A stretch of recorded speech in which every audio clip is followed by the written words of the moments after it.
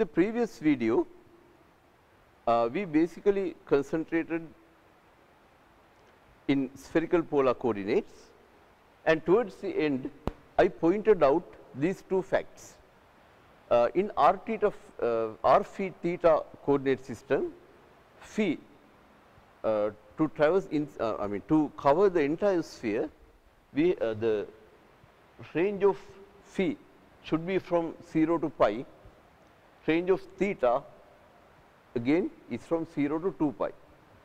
And on the other hand, the infinitesimal volume element turns out to be r squared sin phi dr d phi d theta. Now, with that setup, we will go through one example. Let us see how we find the volume of a sphere, using this coordinate system as well as using a triple integral. Now, let this be the sphere of radius r, and we know the infinitesimal volume element in this coordinate system is this one, r squared sin phi dr d phi d theta.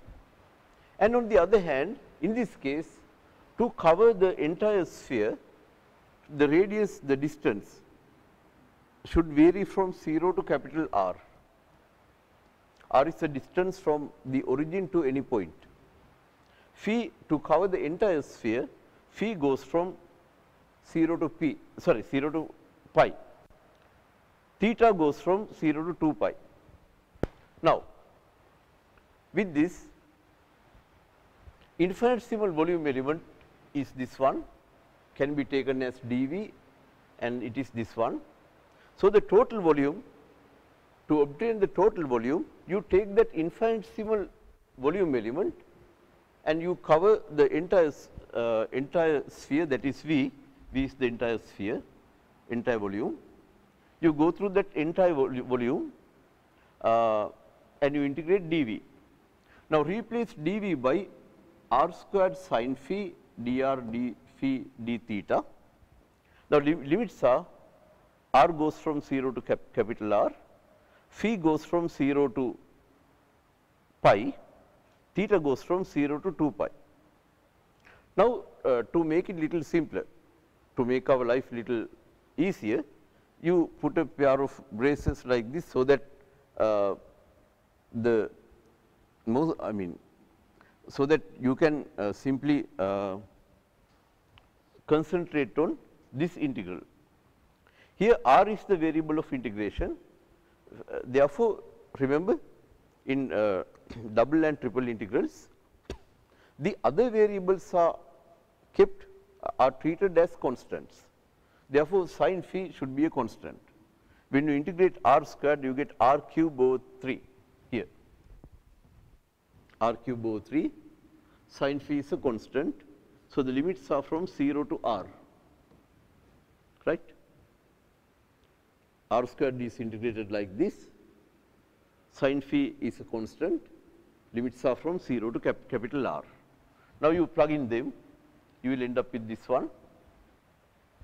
Now, you consider this integral, where the variable of integration is phi. Now, when you integrate sin phi, you get minus cos phi, limits are from 0 to pi. So, when you plug in pi, cos pi is minus cos 180 degrees, cos pi is minus 1, associated that value with this minus 1, it will become plus 1, minus what you get when you plug in phi. When phi is 0, cos phi is 1, but with this minus sign you get minus 1. So, it is minus 1, right. So, rest remain intact.